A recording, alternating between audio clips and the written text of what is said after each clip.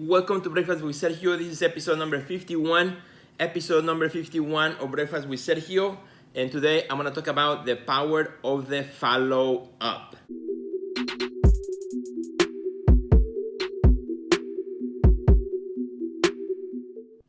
So, hello my friends. Welcome back again to Breakfast with Sergio. This is episode number 51.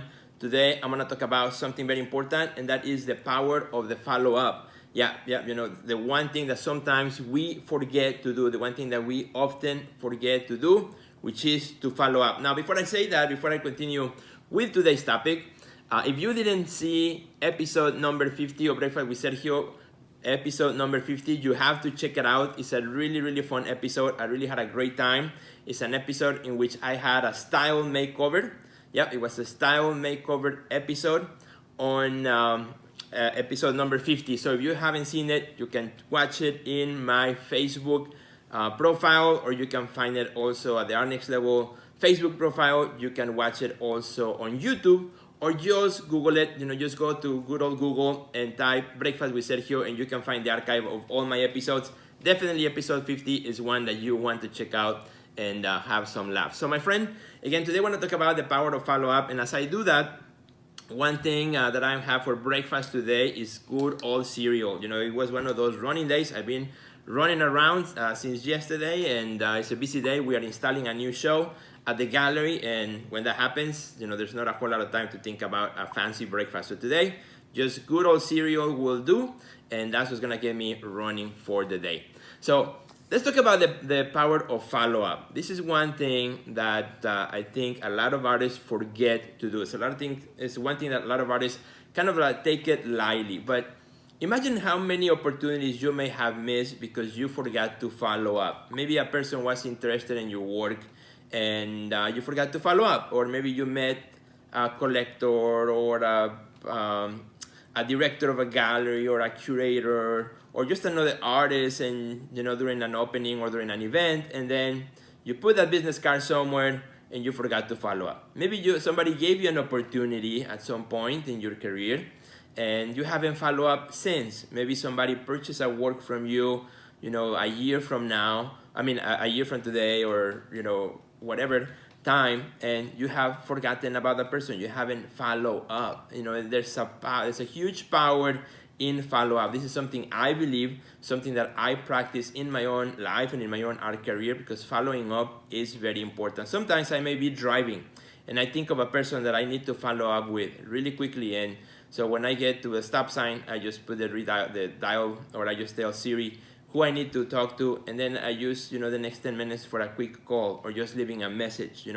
Those little power-ups, those little follow-ups are very important. And in my case, sometimes it's just intuition. Somebody's name comes to my mind. I don't know why, and just give him a quick call just as a follow-up. Hey, how you doing? Hope everything is well. And that thing might be just a quick 3-second message, but those things do matter in the long run. So today I want to give you some tips. So today is episode 51. We passed the 50 milestone, and now I want to give you something practical, something you can actually do today. A quick win. There are things that are for the long term, or things that take a whole lot of time to work on, and then there are those quick wins. So today I want to give you a quick win, something that you can do today, right after Breakfast with Sergio episode, something practical that you can practice today, right now, which is follow up on someone that comes to your mind today. So first thing, when it comes to follow up, don't procrastinate. Don't procrastinate, because we all say, oh, I'll do it later, and later never comes, or later comes too late. So don't procrastinate. If you think that you have to follow up somebody, you need to follow on somebody that comes to your mind, just put a quick note, sticky note, put a reminder in your phone, whatever it takes. You can actually, here's something pretty practical you can do. And hello everybody who are joining me live right now in breakfast. Thank you for joining me. Let me know what you're having for breakfast. I always enjoy knowing what's on your plate. But here's something practical that you can do. You can put on your calendar Mondays. Mondays is a great day to follow up, and I'll tell you why in a second. But Monday, you can put in your calendar Mondays follow up. So that way, every Monday, you remember to follow up on someone. Mondays is a good day to follow up because everybody's starting their week. Everybody just trying to figure out, what's in the week and what's coming. So you are more likely to get a better response to your follow-up if you do it on Monday versus if you do it Thursday or Friday, when everybody's already making plans for the weekend, plans with the family, or other activities that they might be involved. So I recommend, if you want to follow up, do it on a Monday. Monday is a great day to follow up. Just put in your schedule, follow up. You don't even have to say follow up on who. You can work on that during the week or as you remember on that Monday. So don't procrastinate, very important, otherwise following up will never happen. Number two, I'm gonna give you different ways in which you can follow up with people, right? So I'm gonna go through different ways in which you can follow up with people. Texting.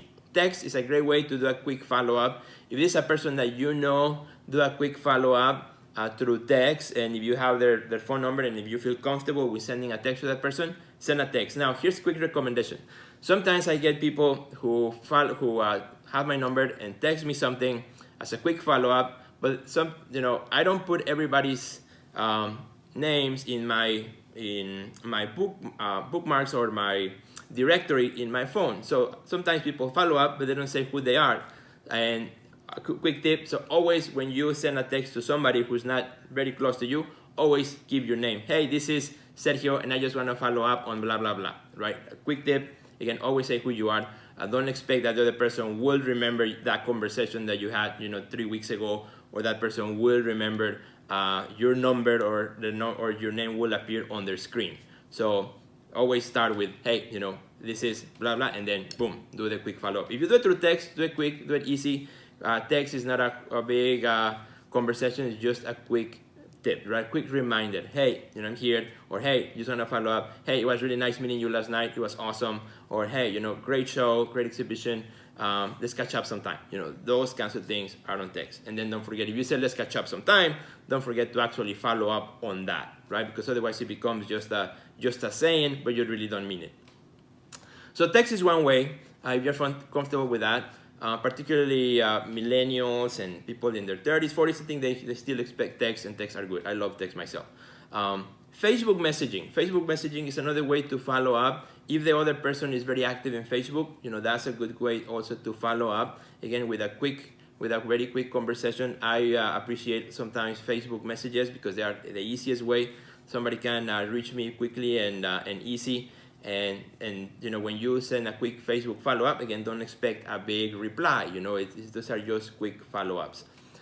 So Facebook Messenger or Instagram Messenger as well. Depends on what the other person is very active in. You may be very active in Instagram and you send somebody a follow-up on Instagram, but if the other person is not active in Instagram that much, don't expect that person to see your message right away or even reply to that, right? You have to see it's about the other person. It's not about you. It's not about your preference. It's about what the other person you think will be more responsive to. The other one, email. Of course, email is always good. Email is personal when you write a personal message. Now, the only thing about email that I would say is that everybody's kind of getting bombarded with email after email after email. So sometimes it takes longer for people to reply to email. Again, everybody's different. You have to kind of figure out what's the best way to follow up on the person that you are thinking about following up. But yeah, email is one way to do it. Email is a good one. When you think about email, also make it straightforward, straight to the point. Don't give a whole story. Just, again, the nice thing about email is that very quickly the person getting your email, they'll know who it comes from because it gives you the from name that is already on the email. On your subject, be specific on the subject. Thank you, following up, whatever it is, thinking about you, whatever it is, just a quick tip on that when it comes to email. Now, some people may reply through email much later if they have a lot of email or may forget to do that, right? So think about that. Now, phone call is another way. A quick phone call, it doesn't hurt. I think a lot of people forget that phones still make phone calls, right? Everybody's using it for social media and for texting and for everything else, and we forget that we can still dial a number and do a quick call. So phone calls are always very good, are more personal, are more personalized, but I know that not everybody appreciates a phone call, and I know the younger people don't quite appreciate the phone call. They prefer a text. I found that people, who are older, they much more appreciate the phone call. They're happy when I call them. Oh, it's really great to hear you. If I call sometimes a younger person, sometimes they're like, what? Why are you calling me? Don't you know about text? So, you gotta know the person who's on the other side, what's their preferred method of communication, so that you can get the best response to that. So think about that. The nuances of communication are important, particularly right now in 2018. Now, another one which is very important is don't underestimate the power of a handwritten note. Don't underestimate the power of a handwritten note. Again, because all technology is out here and it's faster and easier, don't think that a handwritten note is now a thing of the past. It doesn't belong in the museums. It's still active right now in 2018. You can use it. When I get a thank you note from an artist or something that I've been working with, in the mail, and it comes in the mail, and I open the mail and I pull that little card and it's a handwritten note, there's still an emotional thing about it, that somebody took the time to write that little note, to put it inside of an envelope, to go somewhere and find a stamp, put it in the old-fashioned mail, comes to my old-fashioned mailbox where I pick up the mail every day, and that is very powerful, my friend.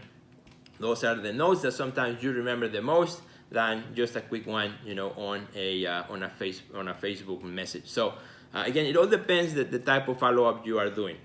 I suggest, for example, if you want to follow up with an important collector that has purchased your work in the past, and you want to make a good impression, send them a quick note. Send them a quick note. Maybe do a little quick sketch in the note. That person who appreciates your art will highly appreciate that personal touch that you gave him versus a quick text. Hey, just want to say hello. So think about who is it that you're trying to follow up. What's the reason of the follow-up, and what would be the most appropriate, and what would be the most rewarding way of communication. Again, the nuances of communication are very important. Not everybody appreciates a text. Not everybody appreciates handwritten note. Depends on who you are, depends on what it is, and depends on, again, the type of conversation that you want to follow up with. Next one I think is also very important, is that personal touch wins the day. I think the personal touch still wins the day. The more personal you can do your follow-up, the better. More personal you can do your follow-up, the better. If it's a person that maybe you haven't connected with in a while, and that you run into that person at the next opening or at the next show or what have you, that personal conversation, use that 2 minutes maybe that you may have to touch base with that person and just express your gratitude, or your memories, or whatever it is that you want to express to that person right there, because that person is in front of you. That's another quick way, again, to think about following up. It's another way. Personal wins the day. Always think about whatever method you're going to use to follow up, make it personal. What can you do to make it personal, to make it memorable for that person on the other side? So my friends, those are some quick tips. Hopefully they are helpful to you. If you came in a little late to Breakfast with Sergio, no biggie, no big deal. You can always wait until the live is over, go back and watch it again. If you want to watch all the episodes of Breakfast with Sergio, I always do 3 a week. If you have missed any of them, just go to my YouTube and look for Breakfast with Sergio, or just go to good old Google, type Breakfast with Sergio, and you will find all of my episodes there. And again, don't miss episode number 50. It's a good one. I get restyled by my 16-year-old son, and it's a pretty fun episode, because you know what? Sometimes we take life too seriously. It's okay to laugh. It's okay to make fun of ourselves. So I do that on episode 50. Don't miss it. Check it out. And if you want to check out my resources that I have for artists, my webinars, and all the good stuff that I have for you, just go to theartistnextlevel.com. Follow me on Instagram at Sergio Gomez Projects if you want to see the action today, as we are installing a new exhibition at the JBR Center, and we hope to see you there this Friday for the opening of the shows and art studios and everything else that we do. So thanks everybody for watching. Thank you for joining me for breakfast. Let me know who you're following up with, or just think about who do you need to follow up with. This episode is not for entertainment. It's to give you a quick win today, which you can do. Get a quick win today. Follow up with someone today. Follow up with someone today. That will be something very, very good that you can do for your career today.